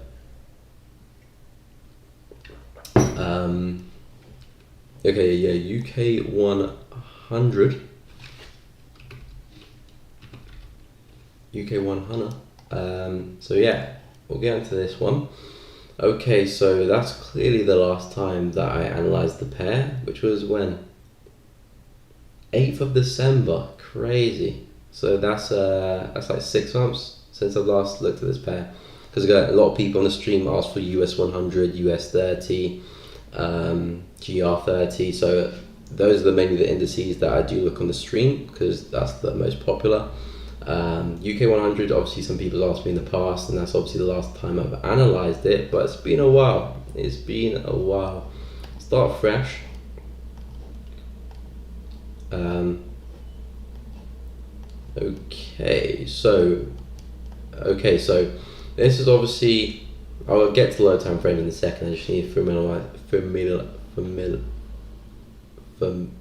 yeah, I can't say that word, but you know what I'm trying to say with the higher time frames. So yeah, we're holding that support. Price is respecting that quite well. We're failing at the highs though. So we could be looking to roll over. We've just seen price take out these lows here, so we're having a bit of a pullback in respect to that. But I wouldn't be surprised if we were to form a lower high somewhere and be on our way back down again. Obviously, with that recession coming inbound, you would expect price to come lower, just like we've done with a lot of the other indices. But obviously, we're coming into this support and price is respecting that a little bit. But I wouldn't get too caught up in those buys, because I would expect price to come right back down into this 7K support down there. Oh, I know it's slightly beneath it, but 7K is what we'll call it. So there could be some short-term buys here. I don't know what time frames you're working on for UK 100. Trying to see if there's any. Okay, there's an area here, but I wouldn't look into that one too much.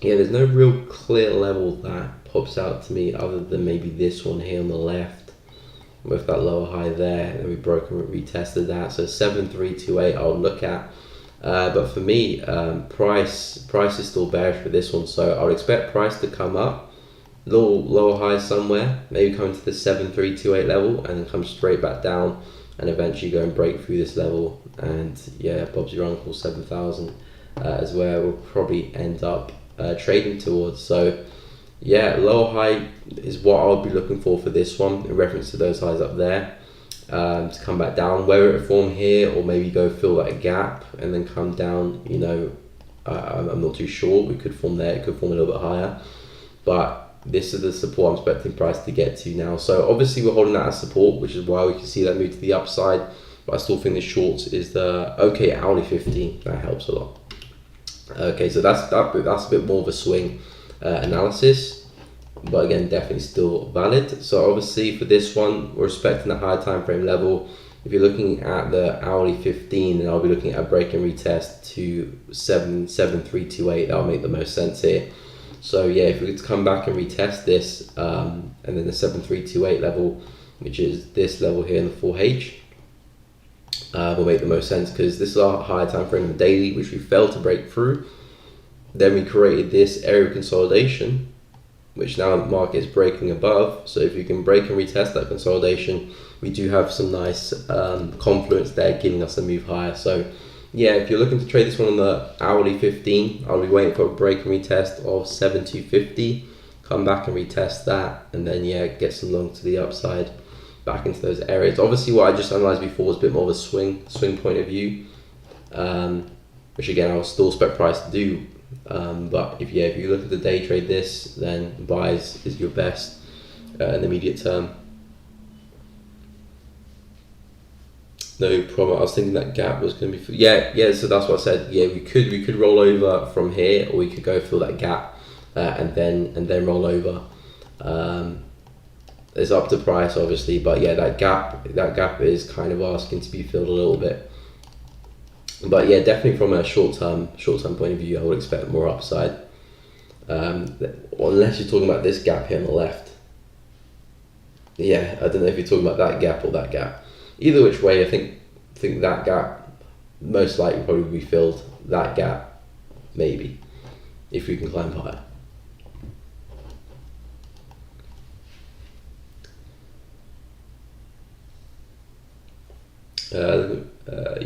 Okay, so yeah, fair enough.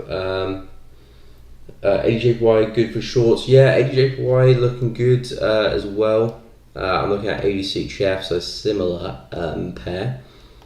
But yeah, AUD Jpy, this one, excuse me, price has broken through this level here. So this was the level that I said would be nice for some buys, which I actually missed a few days ago, which is the buys here. So I've actually missed these buys here in the break and retest. They flew to the upside and now we're broken back underneath. So essentially AUD Jpy, come back, respect that, looking at double top here, So, you know, 1, 2, and then from here expecting price to dive back to the downside. Obvious targets would be back at the lows here. So we're going back in the hourly, so obvious targets, obvious targets will be back at the lows there. So I'd say shorts for AUD JPY, come back and respect 93,600, or at least come back and respect this high down the left. You know, respect that, back down there, 92,430. Depends how far you want to push the trade. You know, there's some areas here we could come back into. I know you're not really looking for the swing, but hey, if you wanna leave some to trickle, 91,500 makes a whole lot of sense. Yeah, we broke through this level here. Not much of a retest, maybe a few wicks into that level. So I wouldn't be surprised if this does roll over. You know, that's where I'll be expecting price to come into. So yeah, shorts do look best. Obviously, guys, be careful with the interest rates come up later. I don't know if you guys want to trade and maybe exit before or whatever. But obviously, something to take into account. Maybe if you're lucky enough, get your stop loss to break even beforehand. But yeah, wicks will probably fly both directions really. I don't think anyone will be safe.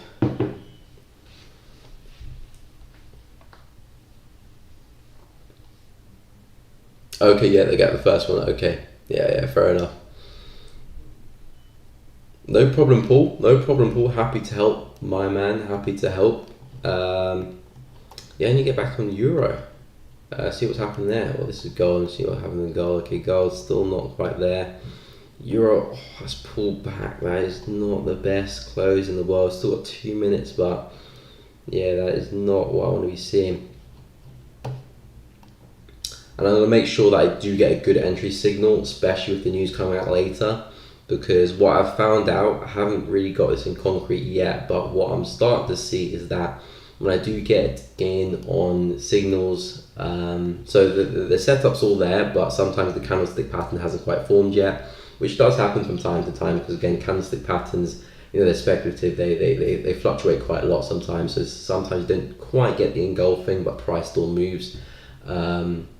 So yeah, when I do get kind of a half-assed signal, sometimes, especially with news, you could see a bit of a fake out to get rid of some traders first and then the move. So if I don't get a good signal, again, the news is at 7, so I still got 7 hours essentially. So yeah, if it closes like that, I'll wait for the next candle. And gold, I still need gold to come a little bit higher. It came pretty close. I mean, if it does give me a signal here, I'll still enter just with a bigger stop loss, because I'm learning from my lesson with AUD, which didn't quite hit my area, but still absolutely died. So, you know, AUD is reminding me that every time I look at it. So yeah, if I get a good signal, you know, I'll be looking to enter for both of them. But yeah, I need euro to push a little bit more. 30 seconds in gold, nothing there yet. Pound JPY, yeah, nothing there.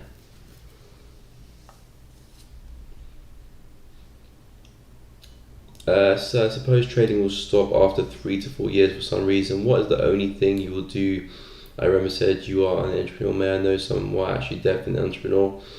Yeah, so I will probably be focusing on YouTube a lot more. If trading stopped in 3 to 4 years, I'll be focusing on YouTube a lot more. And again, it would be funny because my YouTube channel is based around trading, but trading stopped.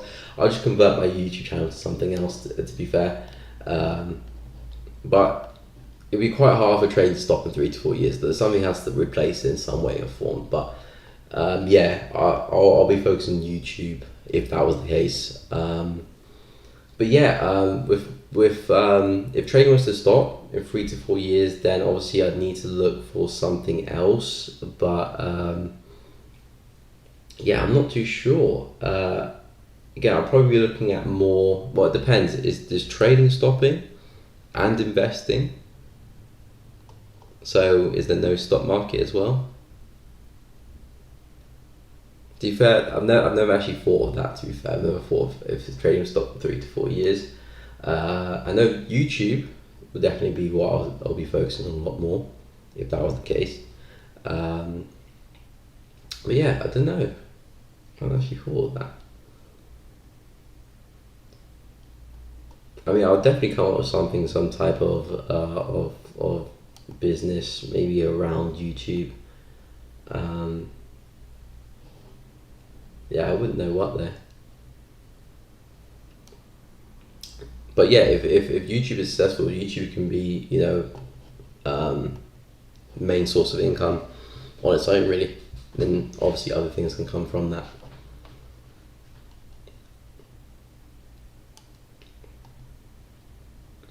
But yeah, the goal is to get into property and get into, those hard assets that can obviously give,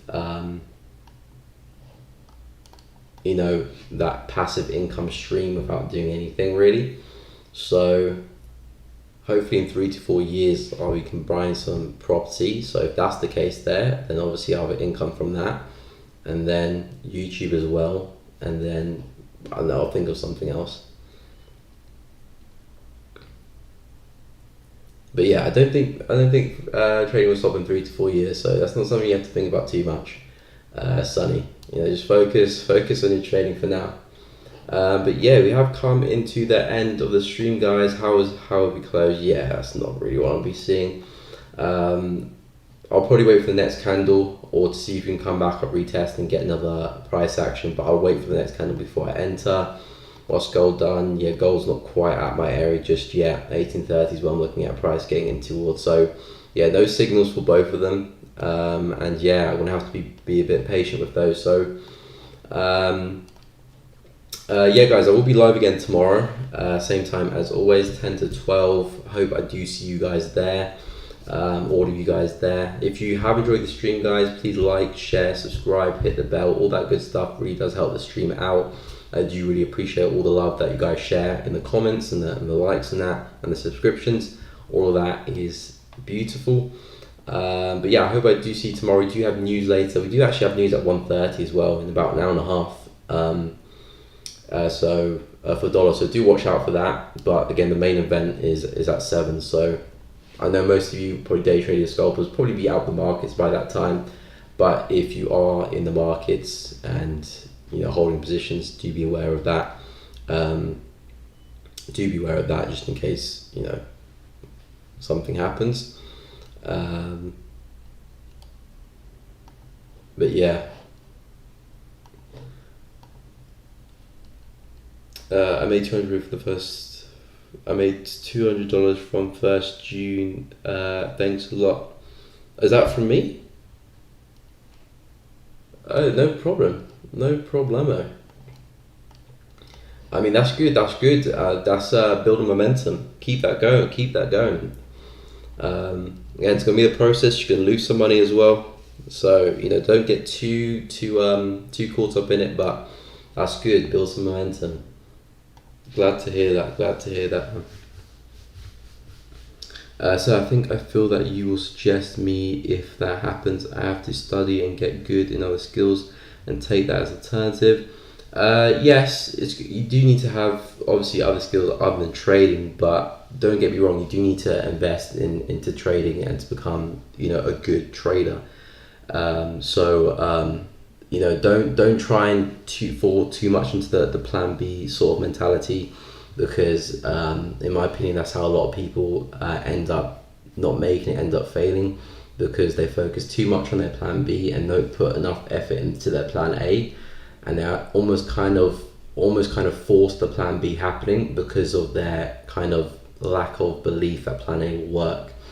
Not saying don't have a plan B, but if you're putting a lot of effort into plan B, then you're doing it all wrong. Plan B is there for if plan A fails, and plan A fails only when you decide it to fail. Really, you can keep going forever how many years you want to. So yeah, focus on trading. Again, I remember you said you were 19 or something. Yeah, you're still very, very young. So you've got all the time in the world. Hey, glad to hear. Much appreciated, man. But yeah, keep that momentum up, keep going. I will be live again tomorrow, guys. So hopefully I do get some entries here. I'll post them on my Telegram. If you do want to check out my Telegram, links to that in the description. To the Telegram, I share my setups and also my watch list for the week. And yeah, guys, drop a like if you have found the video useful, enjoyed it, all that good stuff will be appreciated. But like I said, I will be live again tomorrow, so hope I see you all there. But yeah, guys, have a good one and watch out for the news later.